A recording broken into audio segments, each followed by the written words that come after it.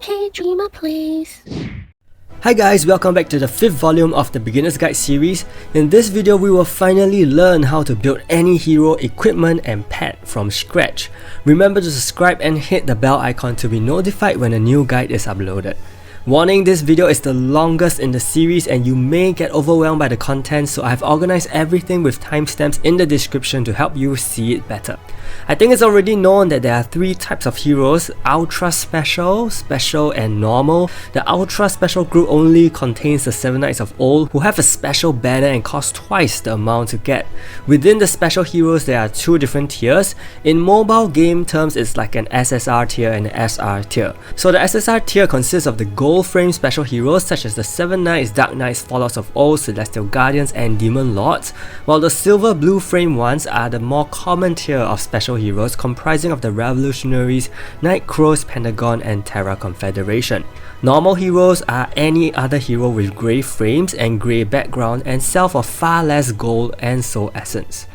There are 5 classifications of hero types: offensive, magic, support, defensive and universal. Each type makes use of a different element for rank up, corresponding with their classification color.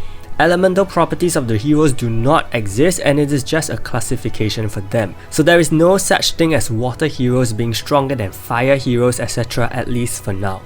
The hero's rank is determined by the number of stars on them, the lowest rank being 1 star while the highest rank being 6 star. Unawakened heroes have yellow stars, awakened heroes have purple stars, mythical awakened heroes have cyan blue stars. And as mentioned in volume 4, stats increase the higher you rank and awaken your hero.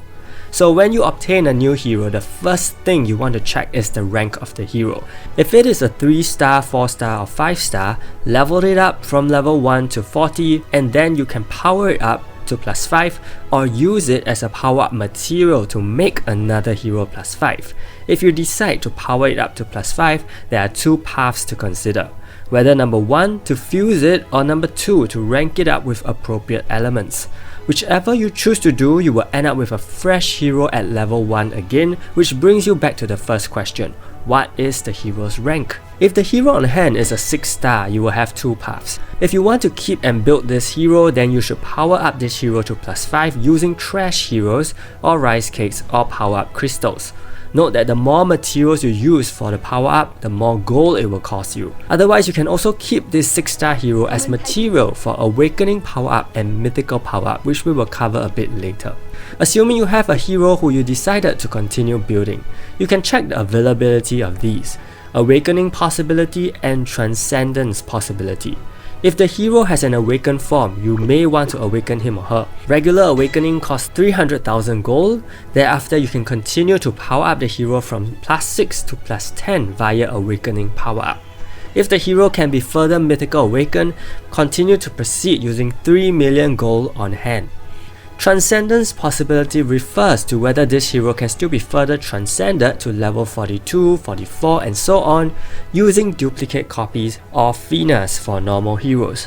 As you transcend a hero beyond level 40, you will unlock various Gaia's gifts, which are simply freebies for you. Not all heroes have this yet, but eventually they will.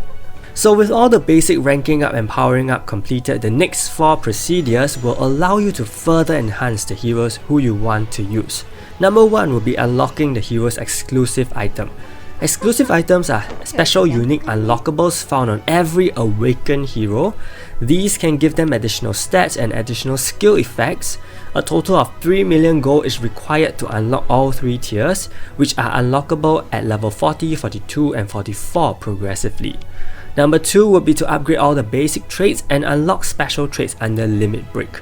Basic traits mainly boost attack, defense and HP and cost 300,000 gold each to max out. Note that if you upgrade the attack trait fully, you will gain 1 additional speed stat.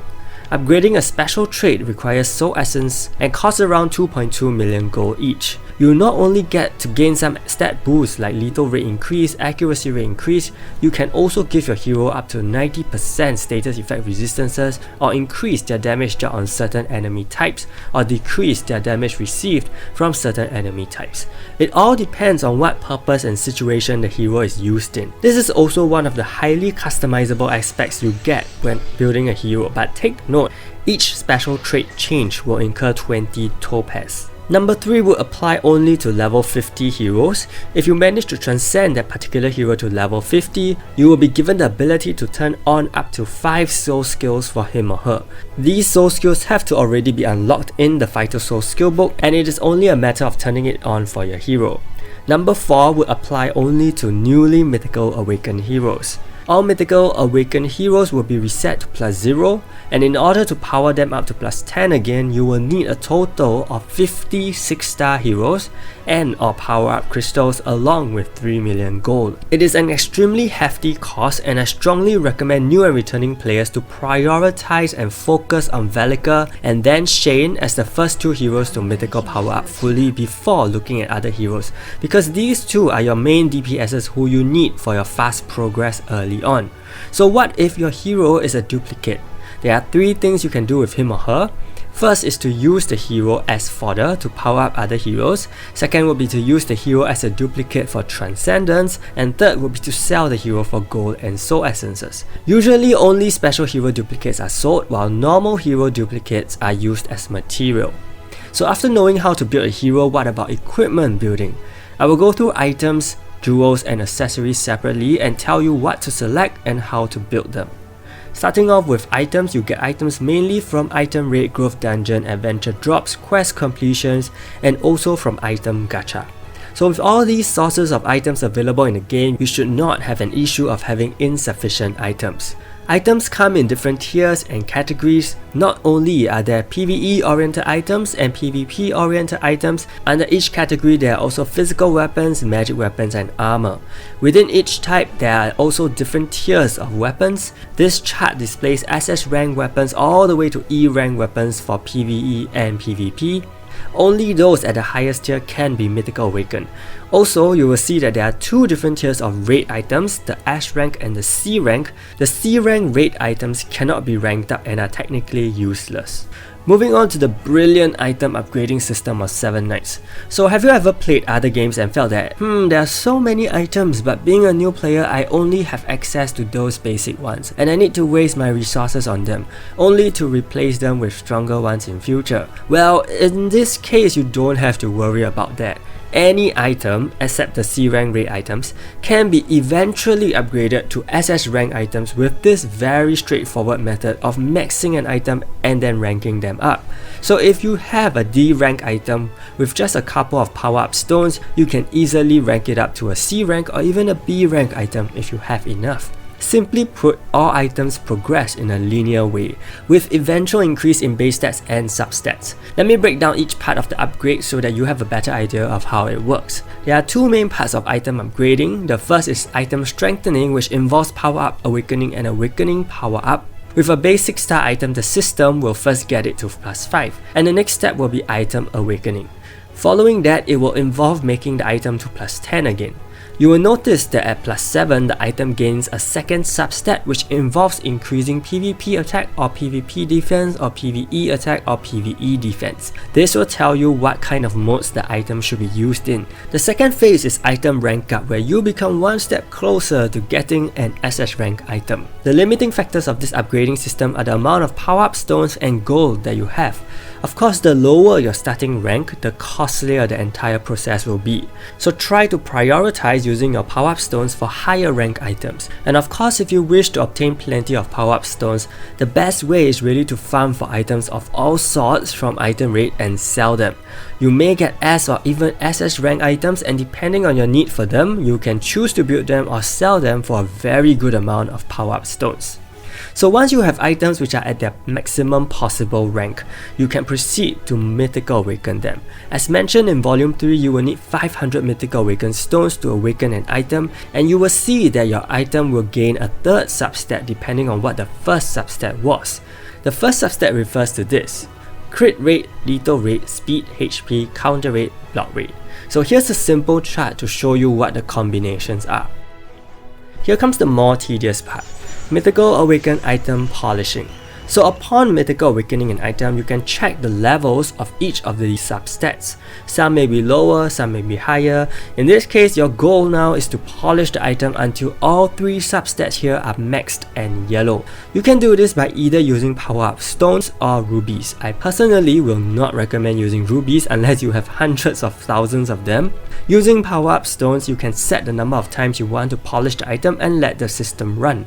Each substat will have an independent chance to be upgraded, which means they do not necessarily increase altogether, and they don't always increase level by level. Sometimes you may be lucky and get a 5 level increase. It becomes extremely challenging to max out the substat once it's near the last level, and it will require a lot of resources, time and luck. But that's basically the entire flow of maxing out items. Next, we move on to jewels. The main source of jewels are jewel rate and adventure drops from World 9. There are 3 types of jewels in the game: the red, which boosts a hero's attack stat, the green, which gives more HP, and the blue, which raises defense. You can choose to give a hero all red or all green or all blue jewels depending on their usage and purpose, which we will discuss in further detail in Volume 6. An important thing you must know is that you should not put jewels with the same substat on one hero because they will not stack. So there is no point in giving a hero 3 crit damage jewels or 3 counter rate jewels. Remember to get a variety of colors of jewels so that you can equip heroes easily when needed, and don't worry if you pick the wrong color, since you can use light crystals in future to change the main stat of the jewel. If you need to keep count of what jewels you already have, remember to go to the view items table to get a better overview. There are 2 main categories of jewels in the game: regular and special. Regular jewels consist of basic stat jewels, which are normal jewels, 7 night jewels, and boss jewels. They provide the same substat but with different degrees. If you are given a 7 night jewel selector, my advice is that you can make them to +5, but do not awaken them because these are not the best tier. Boss jewels are very much preferred to be awakened, but are only obtainable specifically through jewel rate and syntheses. To be honest, most, if not all, boss jewels are useful for a variety of heroes, so I highly recommend keeping a few copies of each. Special jewels consist of Fallout jewels, Fallout of Old jewels, Dark Knight jewels, and Revolutionary jewels. The Fallout and Fallout of Old jewels are obtained mainly from Pointer Star, Jewel Rate, Topaz Shop, and Synthesis. For Fallout jewels, you will need to get at least a speed jewel for PvP. Getting a lethal damage jewel is also recommended for your DPS in the early stage.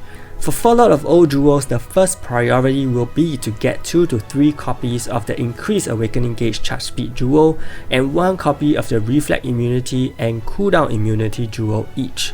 Over time, you will also want to pick up the skill use chance increase jewel as well because they can come in handy depending on the meta. Dark Knight jewels are only obtainable from Castle Rush A and S rank chests. What you get is entirely random. Most of them are PvP based and have powerful effects. At this stage, it is still rather early to give proper recommendations, but I believe the first 5 listed here are the most useful and can be used very easily on a variety of heroes. Allowing a hero to have a guaranteed chance to survive on 1 HP can be critical for victory, and increasing core attack stats can also be vital for slaying opponents fast. The crit lethal rate combined jewel is also best suited for strong damage dealers in arena. The last category are Revolutionary jewels, which are used only for PvE. You can only get these from jewel rate and events. All the Revolutionary jewels have very useful substats, and it is especially crucial that the first one to get would be the crit and lethal damage red Revolutionary jewel, followed by the red PvE skill cooldown jewel, and lastly the red PvE physical attack and magic attack jewel. This trio is a must-have on your PvE DPS units, so it is very important to do your guild rate because PvE jewels are so strong. So what is the jewel upgrading process? I need to put in a word of caution before mentioning how the system works, because when ranking up 4-star, 5-star basic stat jewels, you will not get back the same jewel with the same substat. It is an entirely random rank up until they hit 6-star. But don't worry, for special jewels, this will not happen. Once you have obtained a fresh new 6-star jewel, this is where everything begins. First, it will be to power it up to +5, whether by using moonlit ores or other trash jewels or a combination of both. The next step will be to awaken the jewel. Awakening jewels require a lot of resources, so make sure you only awaken the best jewels. To awaken a jewel, you first need to power up 2 other trash jewels to +5. Then, by sacrificing those 2 +5 crap jewels along with 800,000 gold, you will get your awakened jewel. After your jewel has been awakened, you will have to power it up again to +5. If your hero is equipped with 3 awakened +5 jewels, your hero will gain extra stats in attack, HP and defense. Next up, for accessories. There are altogether 7 different categories of them. I will first start off with the special accessories, the Guardian Ring and Willful Ring.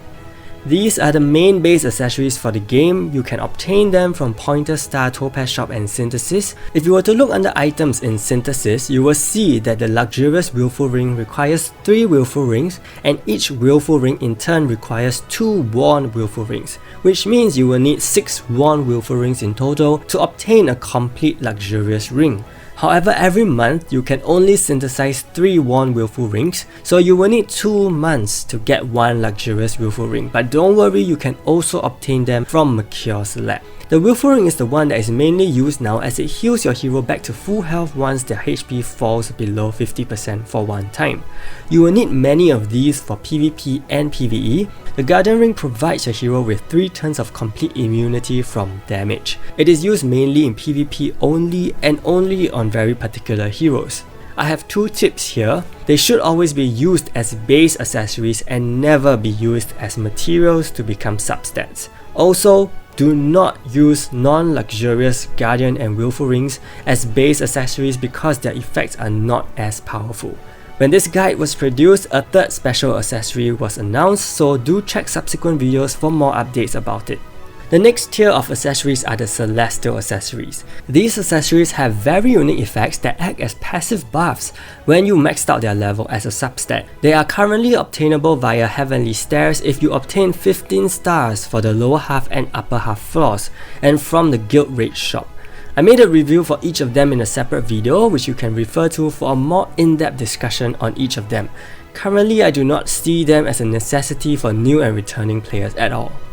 Similar to Celestial accessories are the Galidus and Isabella accessories. These accessories are also very OP and used more commonly. They are obtained from Accessory Raid, Guild Raid, Mercure's Lab, Topaz Shop, Lucky Roulette and Synthesis. In the early game, only Isabella's Illusion is considered the most useful one for your PvE DPS. Galidus Madness and Galidus Velocity are your next best options for PvP. The next 3 groups of accessories are very common tier accessories and are all able to be obtained from Accessory Raid, World 10 Adventure Drops and Synthesis. First, we have Fixed accessories. Fixed here means that these provide an increase in core stats. The 5 most important ones are those that boost crit damage, crit rate, lethal rate, evasion rate and counter rate. Activation accessories are accessories which can trigger an additional effect upon every basic attack. Most of these accessories here are all status effect inducing accessories, except lifesteal, buff removal and buff duration reduction accessories. These accessories are used as substats as well. While the lifesteal, buff removal and death accessories are the better options here, activation accessories are seldom used at all in the game now, both in PvP and PvE. The last category are the resistance accessories, and these are the ones which provide your hero with a higher chance to not be inflicted with status effects. Each ring provides up to 60 to 64% resistance against a certain status effect, and I strongly recommend having 1 to 2 copies of each one while having highlighted these which are used more commonly. They come in very handy in Guild Dungeon or Guild Raid where you may require 100% resistance against a certain status effect. So before I proceed with how you can strengthen your accessories, you first need to understand how the accessory system works. There is always a base accessory which you will need, and there will be other accessories which you will use to build substats on that base. So these are what we call substat accessories. For substats to be built onto the base accessory, you will first need to unlock the base accessory. To do that, use 4-star and 5-star accessories which you do not need. So after unlocking a slot, this base accessory is now open to receive a new substat. You can transfer any accessories effect into the base accessory, but this will incur 400,000 gold per attempt. After the first successful combination, your base accessory will now have the effect of the substat accessory, and this will now be a level 1 effect. You can increase this level to level 5 by using identical copies of the substat accessory, and the substat effect will become stronger. But here's the catch. Not every attempt will guarantee a level up, which means you can be stuck at level 3 even after 5 to 8 tries, and there will be no refund of your accessory and the 400,000 gold used per try. The success rate is particularly low for using Celestial Gallidas Isabella accessories as substat accessories. So that is why accessory upgrading is one of the most resource draining processes in the game, and hence I recommend new and returning players not to be too concerned with this yet. You should also not be spending your hard-earned rubies on accessory gacha. Well, time for something more relaxing. We will look at our cute little pets which do make a difference in your battles. There are 2 types of pets, special and normal, and of course some pets are only used in PvE while others are only used in PvP. Unawakened pets have 3 unique passive abilities at their 6-star form, while awakened pets have 4. This is known as the pet's cheer. Special pets have insanely low gacha rates, so please don't be baited even with a rate up unless you can afford it. Special pet selectors in the Topaz shop are a pretty good buy if you have Topaz as well. One of the most important special pets in the game right now will be Kale. Kale is the most used pet in PvE at the moment, so prioritize your selections on it. Other good PvE pets will include Ritual. Commonly used PvP pets will include Yorang and Awakened Irin and Awakened Yu at the moment. What about useful normal pets? The only few useful normal pets are the ones which influence farming loot drop rate, namely Mikosalam for gold, Eri for fodder, and Mole for items. All other normal pets are currently not used in any situation. So the method to upgrade pets is very simple. 2 4-star copies will give you a 5-star via pet rank up, and 2 5-stars will give you a 6-star. So all you need is a total of 4 4-star copies. And if you happen to have many low rank pets, you can also opt for Pet Fusion. Pet Fusion uses a different system from Hero Fusion, whereby it is based on chance. The less pets you use in the fusion, the less chance for a successful fusion. So using 8 extra pets will give you 100% fusion success. After upgrading a pet to 6-star, they may have the option to be awakened. To awaken a pet, all you need is 2 million gold. Once that is done, you can further level up your pet's cheer all the way to level 10 using pet essence, and this process is RNG based, so it will take time. And there we have it. There are so many steps needed to max out all the individual building blocks of 7 Knights, but remember, there is no rush. In the next Beginner's Guide episode, we will combine everything we learned under the topic of hero crafting and team building. Be sure to like and subscribe to my channel if you found this video useful. Thank you so much and see you!